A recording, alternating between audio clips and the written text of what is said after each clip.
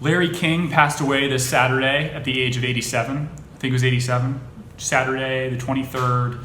He might be 87 or 88.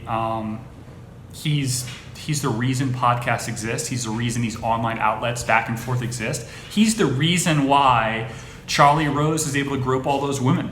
That's a double-edged sword, but still, you're gonna have your bad apples, in the inspiration game, or like Craigslist killer and stuff like that. I'm channeling him, of course. The suspenders, Borelli shirt, Jay McLaughlin's tie from Georgetown, and then Larry loves to smoke cigars. I think cigars, and this is a cigarello. It looks like a cigarello. It's like a mini cigar, and I don't know.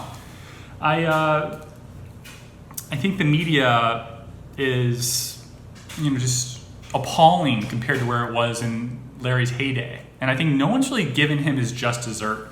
It's been kind of like a formality that he passed away. I don't think there's been enough positive reviews, positive, abstracts or little summaries of his life on TV, mainstream, and on the internet. I think it's kind of unfortunate.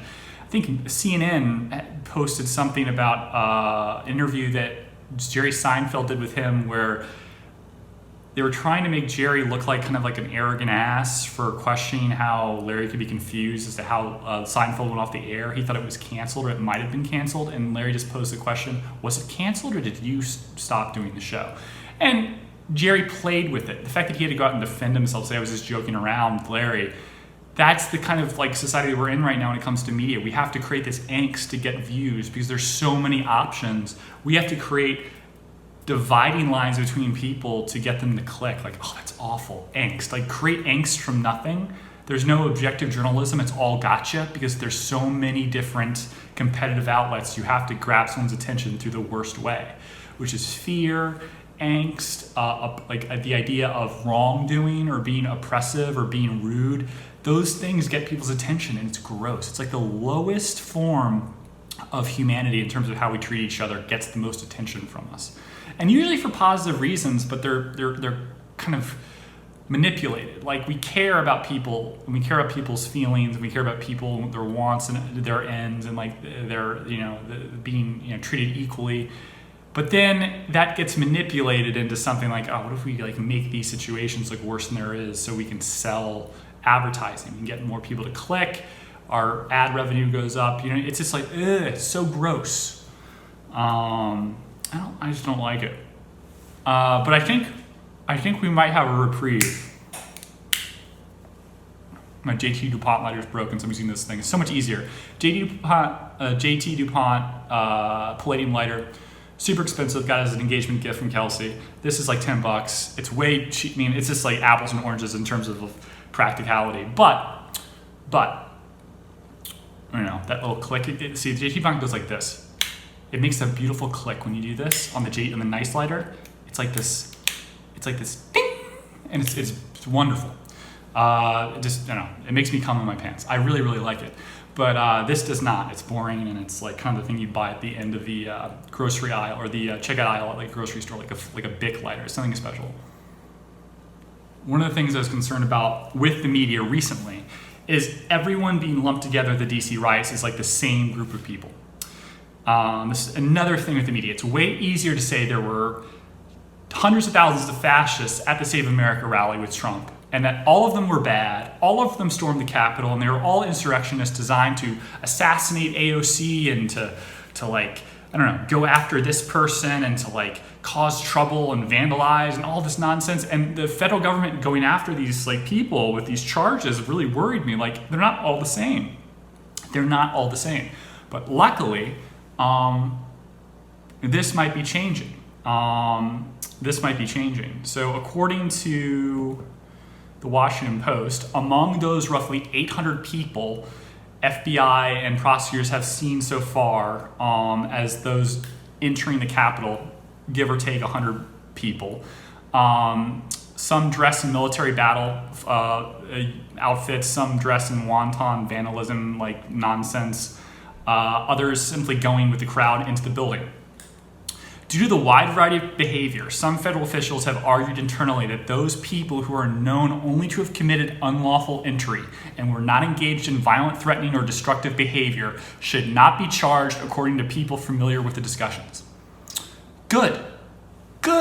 It's ridiculous. Not everyone went there with an idea to cause bodily harm or commit violence. People even that said they were going to do that probably had no intent to actually do it. They just wanted to be part of something and feel part of it. Half the people that went into the building were just following the leader and also didn't have any interest in causing problems. There's some crazy people, of course. I'm like, AOC, I hear, keeps Oreos in her desk. We're going to steal our Oreos. And when she comes back, they're going to be gone. She's going to be so pissed. Yeah. And there's some crazy people at the higher levels of that are like, I'm going to kill her. I want to take her out. And then there's some people that said that had no intention of doing it. They just want to feel tough amongst their constituents. And when you compare the fact that they bragged about being at the Capitol with what they said on social media prior, it puts the Justice Department in a tough position. What really was your intent? One guy brought guns to DC, but he didn't bring them in the Capitol. It's weird. Well, it's illegal to bring guns to DC, but your intent was obviously not to do anything serious. You're just trying to show off and be a felon, an idiot, commit a passive act of violence. Gun charges are usually violent crimes, but just bringing one into DC where it's illegal and then not bringing it to the Capitol makes no sense in terms of effect. Why did you do that? Oh, you did that to look cool, so you could post on social media. You weren't going to hurt anyone. But now you have a gun charge, and now it makes your intent going to the Capitol obscured. What were you trying to do if the guns just stayed in your hotel room? That's the weird thing. And this is the problem. It's so much better to say, look how crazy these people are. And if you're the Republican Party, it's look at all these nut jobs. The Trumpism thing's dangerous. We have to go back to normal conservative Republican values. Trumpism is dead. Let's go back to the old swamp. It's better. It's safer. This Trump thing went crazy. Mitch McConnell's on board. A bunch of people on with the Lincoln Project's on board. Let's end Trump forever. They even want him to be impeached just so they don't have to deal with it. Because it's the idea that he might start the Patriot Party and undermine the Republicans is horrible. It's good for the Democrats, not good for the Republicans. Scary as hell, man. Scary as hell. And big tech's all involved in this whole little game. It's really scary. But it's partially the media, and I don't know who struck first, perpetuating these ideas that people feed into as being universal truths. And it's just to sell. It's only to sell. They don't all really believe it. If they really believed everything they said when they were freaking out online about masks, about I'm scared for my life, they wouldn't be saying ridiculous things like a Republican congresswoman bringing a gun into the Capitol building. That I think she might be a Russian spy, or she might be working with radical right-wingers to commit assassination attempt on blah, blah, blah. What? Did you suspect this about her before she mentioned she was going to bring her gun into the Capitol building as her right? Not into the rotunda, not onto the congressional floor, but just into her, to her office as her open carry permit allows her or something. I'm really confused. I think that's the law. I think she's allowed to. In some way, she's allowed to do that, even though gun laws in DC are really strict. It's complicated, but this is the sick game. It doesn't matter what's right, what's normal, what's rational. It's what will make me money. What will allow me as a politician to enlarge my super PAC. You see all these young people who've turned in their parents for going to the riots. And then they've started fundraisers online. What's this kid named Jack Reflet that turned in his father to the FBI saying, my dad's going to plot something big. Didn't really do anything when he got to the Capitol building. And then the police arrested him, FBI, whoever arrested the guy. Kid went on TV, started a GoFundMe, made $100,000 for his college fund. This idea, this move, was followed by someone preceding him for $40,000 in GoFundMe, turning in their parents for going to the rally.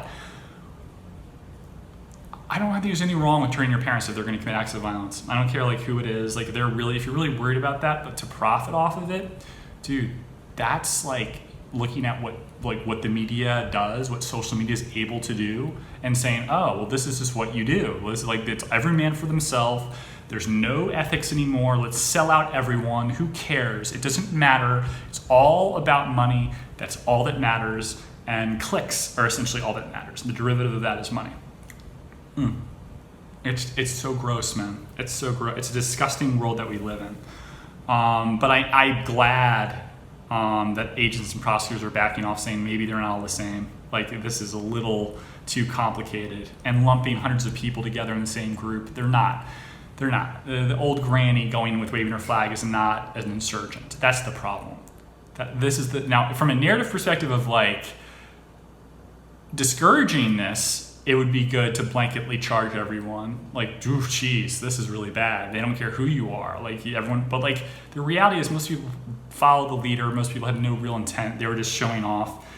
And you do, I think, have to afford due diligence on each of those people and see these are just a bunch of idiots. It's smoking pot, hey man, this. It's wild that we're here, man. You want to go to Shake Shack after this? Yeah, dude, let's do it. It's these are the people we're talking about. They need to go to jail for 10 years? Come on, that's ridiculous. No, they don't. It's silly. Absolutely silly. God, it seems silly. Oh, Larry would hate me. His cigar, he never lit them. They were always lit. And there was just smoking in a little bowl right by his table the whole time. And you just pick it up occasionally. It's he knew he was timed it perfectly. Of course, it's not a cigarette. I don't smoke cigarettes. I don't really know. I don't smoke cigars all the time either. But I don't really know how that works. If cigars just go out faster. I don't know. The woman from Texas that flew up on the private plane, I'm glad that she's, not going to be necessarily attacked, and put in the same group as other people. She's a realtor. She has a radio show or something. She flew up on a private plane. Her statement was, I think, what's her name, Jenna Ryan or something. We're going to fucking go in here, life or death, doesn't matter, here we go. She exposed her face on camera at the Capitol Rotunda saying, y'all know who to hire for your realtor, Jenna Ryan for your realtor. They continue to show the entering the building, chanting USA, USA, here we are in the name of Jesus. This person deserves to go to jail. I mean, come on, this is stupid. They think that they're entitled to do this. They don't realize it's unlawful entry. I think that I know that doesn't matter. Negligence, the law is, but in this circumstance, I think it's a singularity, and it's unusual. I wanted to go to Washington, D.C. by a friend to witness the march, is what she said. Unfortunately, what I believe to be a peaceful political march turned into a violent protest. I do not condone the violence that occurred on January 6, 2020. And I am truly heartbroken for the people who have lost their lives. Hatred and violence towards each other are not going to solve our country's issues. Fair. True. As a nation, we need to come together, Republican, Democrat, Independent, and have an open, honest discussion about the issues in our country and resolve our issues in peace. I don't think that really works because the people that are pushing this, AOC's super PACs make money from the strife. The more crazy shit there is, the world's falling apart because of conservatives, the more money goes that way. And then the same token, the money flows to the conservatives saying there's crazy people. We have to stop this.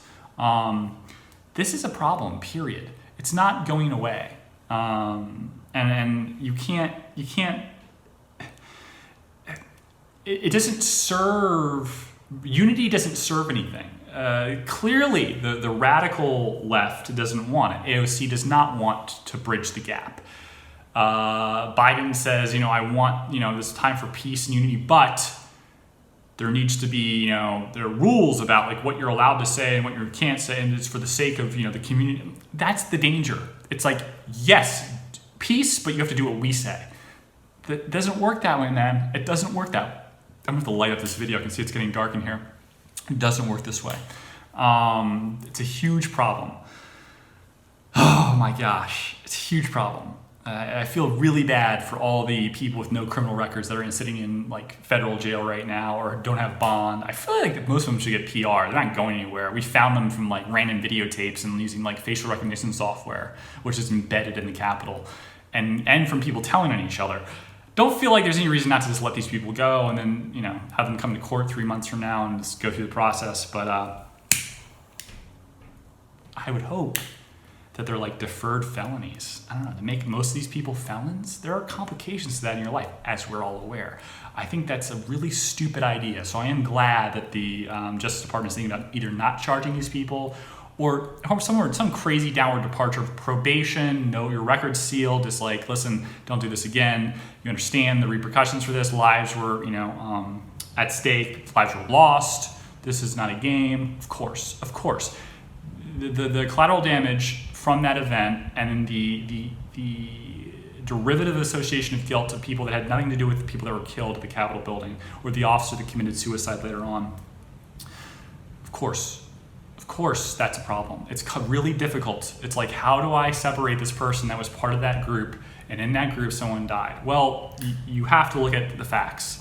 And you have to look at certain cases one by one. And a lot of those people should not have their lives ruined or become felons or be charged or go to prison or be taken away from their families. They've never done anything wrong in their life, and they thought they were like invoking their constitutional right, not knowing about unlawful entry rules in the Capitol, thinking this is what you're supposed to do.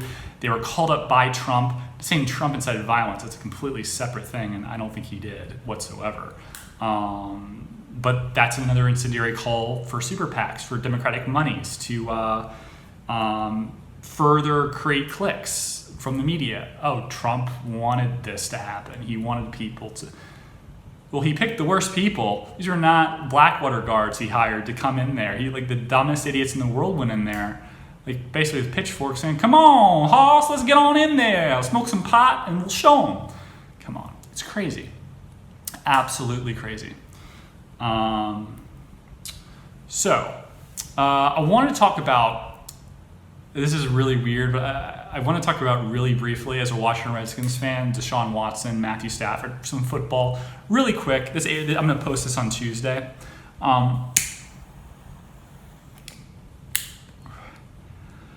Deshaun Watson is not an elite quarterback. Deshaun Watson leaves the pocket on purpose over and over again, breaking down the offensive structure for the sake of creating plays, because he can't read defenses and process the progressions fast enough to work within the framework of the offense itself. The reason you see this, and you know this is true, is, well, you can see it. The reason you notice it is because it's fundamentally true. The reason why I believe this is the reason he has good stats and not good, like a win above replacement in terms of quarterbacks, that's lower, is similar to Kirk Cousins. If you intentionally underperform the proper reads in the offense, long term, you will fail. You're creating high risk reward plays by moving outside the pocket to create open receivers, because you can't throw them open or work within the pocket itself or work within the framework of the offense. This creates binary, high reward, high risk plays. And in the long run, you're going to have higher completion percentage, more touchdown passes, but also, unfortunately, more stalled out drives, less efficacy in the offense, less moving of the chains. What Kirk Cousins has done since he was a Redskins, I feel like he talked to his agent and said, listen, all I have to do is keep my TD to interception ratio high, and I will not be blamed for the failures in Washington, D.C. They'll call it organizational and be like, this is like Deshaun Watson. He's a great quarterback on a bad team. It's not his fault. But if you juxtapose that with the criticism of every other quarterback in the league that doesn't get their team to the playoffs, it becomes this weird, contradictory notion. How come one person's excused from that and the other is not? Even Kirk Cousins is not excused for some of the failures of the Vikings. I mean, they're loaded with talent. And yet he plays conservative football. I think he doesn't want to all the time. I think he's even more aggressive than Deshaun at times. But I think by and large he reverts to the mean, regression to the mean, where he just is conservative with his throws.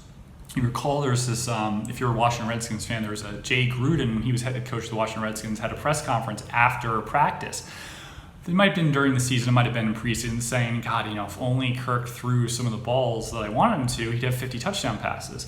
And Kirk was asked about that quote from the coach, and he said, yeah, it's funny. If I threw all the balls that Jay wants me to throw, Jay Gruden, I'd have 50 interceptions. So that's the trouble. He's not playing with it. So when they're open receivers or one-on-ones, he's less likely to go down. He's less likely to go after them. He's more likely to check down, which undermines the offense. It's almost like a Kelly criterion in terms of like betting probability. Like you have a 65% chance of this completion. You choose not to take it. You take the higher percentage but lower return play. That means your net return overall is lower. That means the functionality of the offense is lower in and of itself, and that by and large over time you're going to dilute like the value proposition. And when you're Deshaun, you're not even playing in Bill O'Brien's offense. You're like literally running out of the pocket before the play develops, before there's pressure. Like you're worried about the pressure, or you can't read go through the progressions fast enough to avoid it. It's like you only have 3 or 4 seconds. You can't read the defense in that time. You're gonna always be running out of the pocket. He seems to prematurely give himself extra time, trying to open up the offense. But what that does sometimes is it limits his abilities, keeps like the underneath throws available. Occasionally getting guys wide open down the field from his scrambles, but by and large, people are like going into deeper zones down the field and giving him the underneath stuff, which increases his completion percentage, but controls the offense. It controls time of possession. It controls his ability to like make explosive plays that are functional within like the framework of the offense. And then when it comes to like driving, when you need to, when you're behind, you get into serious problems because defenses can be a bit more conservative with their play and drop back. And if you're just scrambling all the time, it limits your ability. You're not going to scramble for touchdowns every single drive. You're not Lamar Jackson. And Lamar Jackson also has this problem. You only imagine if Lamar could use his athleticism to play inside the pocket, be like a Tom Brady that uses that bounce and the ability to sense pressure and move in the pocket. The problem is that sensing pressure and being an athlete and bouncing in the pocket and having good pocket movement are two different things. They're not the same. You could have both, but you could have one or the other, and that's a problem. And that's why I'm concerned for Lamar, like long term as a quarterback. There's so many skills that have not developed because he's able to run away. By definition, his practice, his ability to take those reps in those situations are diminished. So his ability to learn and his time horizon for getting better in those situations is longer because he's not practicing them because he's able to run until he's not, until he gets older. And then he's had 9 years of not doing that because he's able to avoid those situations and he doesn't know what to do. It makes you, and it's like, are you supposed to play these quarterbacks up until they're, a certain age and then teach them how to be cocky quarterbacks? Or should you force them and get some light here, limit their athleticism in the will I get some light? Let me see. Oh, it's all right. You see the thing on there. And limit their athleticism on purpose so that you can essentially maintain a better offense overall because your quarterback's improving. Does that make sense? Like you basically strap his legs together and say you can only move in this box, and you can move any way you want, diagonal, up, down, left, right, box step if you will, do some ballet, but you can't move out of this. And that's your place to be athletic. You cannot, and tennis players do this all the time. As they're learning to be more aggressive, the coaches force them from moving back. Like they have to be within a foot or two of the baseline. They put a wall behind them. Nope, you can't back up. You have to play here. It lowers the timing of your opponent when you get to the ball. Makes things a little bit more difficult for you. Your footwork has to be great. But if you're a great athlete, I don't see why that's such a big deal. You can really grow to become an amazing pocket passer if you're already an amazing athlete with good footwork. You're just limiting that big play with your legs, which long term, with Cam Newton, what's his name, Achilles Smith. You just go down the list. Michael Vick, it just doesn't last. You'd think a quarterback like Mike Vick with an arm like his would just be, amazing for a long time, right? No, it's not the case at all. Why couldn't he play till he's 40? With his legs, his arm, because there's things in his game he didn't develop because of his athleticism. It's a double-edged sword. So I really hope the Redskins don't trade a bunch of people for Deshaun Watson, excuse me. I really hope the Redskins don't trade for Matthew Stafford. He doesn't fit into the offense. What I mean by not trade for, like, he doesn't fit in the offense necessarily, but to acquire a player like him, you have to give up all these players. And it seems like Kyle Allen and the other quarterbacks in their team should be given a shot. I'm not saying Alex Smith. I do think there's some limitations there that are more than a bone bruise with his leg. Like, you can't count on him necessarily. You really have to go after a veteran this offseason. But I'm not sure that Alex is going to retire, so we'll see. But I just, as a football fan, I really do hope that cuts, we just move on from the Deshaun Watson sweepstakes. And I'm so upset the Redskins got rid of Kyle Smith's leaving. He's the guy that drafted all these players, the receivers, the defensive line, the corners. He's that guru that they're letting walk. All these young people we've let walk over the years, Sean McVay and Matt LaFleur. Oh my, just come on. We bring in all these new people. We have a 65-year-old GM now, a random guy named Mayhew who, by other GM's measures, believed he wasn't a talent guy. He had to defer to other people. So what is his use? I feel like the only people that should be in the front office is a money guy and talent people. You don't need anything else. It's retarded. You have people that are good business relationships for trade purposes. That's about it. I mean, the idea that you're going to hold a guy that's good with money over the guy that knows how to pick players, that's absurd. So again, this whole coach mentality for the Redskins and everything's about Ron Rivera. So remember, Ron. Remember, you won with basically all the people that are already there. Okay? I'm not saying that doesn't mean that you don't know what you're doing, but there is a talent issue, and maybe that caused problems with you and Carolina. The reason why you ended up getting fired. You don't value talent that well. I'm not saying that you. Christian McCaffrey and everything, but maybe you held on to Cam too long, and you're I don't know. I just think you should compromise to some degree. Not everyone that you have on your staff is better than everyone that's already there. Kyle Smith just seems like a special guy, and it's really, really unfortunate that that relationship didn't work out. And for the Texans, I feel horrible for them. They have to trade their franchise quarterback. They really like Deshaun.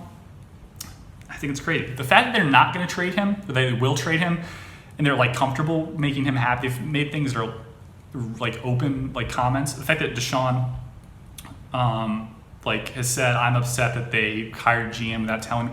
Who are you, dude? You don't win football games.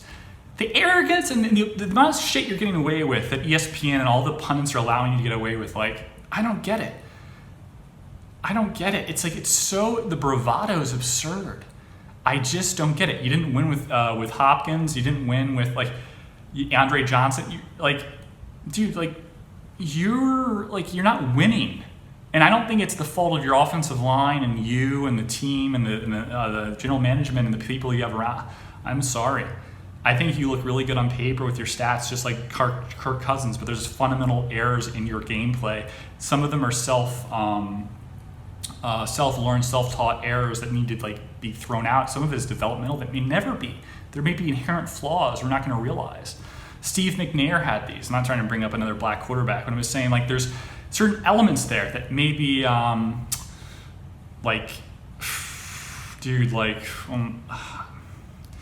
don't know. I don't know. And it's possible that there's a trade market that might be, the reason why this is viable is because the Rams and the Texans have already talked about swiping Jared Goff for Deshaun, and that's why they've been more open to appeasing Sean. And maybe Deshaun would rather be in that market for the money, you know what I mean? LA Rams, and that's his play. It has nothing to do with, he fundamentally knows, very few people can afford his contract. Swapping contracts with the Rams is a more legitimate prospect. Maybe that's what it is. Maybe his agent and him said, listen, you really want to make the money. The money's in LA. It's gonna be you and Herbert. That's the play. Maybe that's what it is. I don't know. Or big market, this is your opportunity to go to New York. Go to the Jets. Big market, big money. Houston is just not there. And he is kind of under. I do, despite all the shit, the positive talk about him. It's not a primary market, Houston. It's a big city. It's Dallas. It's really rich. Houston. It's really poor and really rich. It's just. I don't know. I think the guy kind of has This is what the last thing I'll say, and I don't want to keep this short.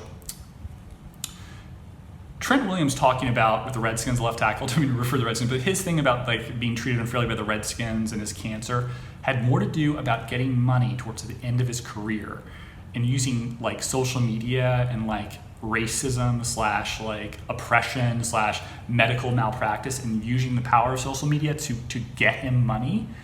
That was the play. It had nothing to do with the Redskins really being negligent. That's the sick little game, okay? So Deshaun could easily be playing the same bullshit game in this new world of social media that we've just talked about. It's so gross. And trying to cash out. And as a capitalist, I have no problem with that whatsoever. As someone who believes the world is more like pure and honest and like beautiful, I hate the world. I hate this world. I hate that technology has done this to us. Like the self-effacing, like humans are inherently greedy, like self-serving. It's so much more out in the open. I just wish that like people on the left, like younger people, saw like these Republicans aren't all racist, and these liberal politicians aren't all like because they don't all care about LGBT rights and like black rights, and they're pretending because that's the constituency that they go for as a party. Some of them don't care. They care about themselves. And what's more racist? Being a conservative, net, or lying to people that are supposed to be your voting bloc just for the sake of their vote, but you don't really care about like racism or anything like that. You just pretend to for their vote. I'd say that's more racist and fucked up. All right. Have a lovely day. Other channel, Deplorables with Attitude, will own the BenBen show, and that's going to pop up soon. Click like button down below, and I'll talk to you later. All right, bye.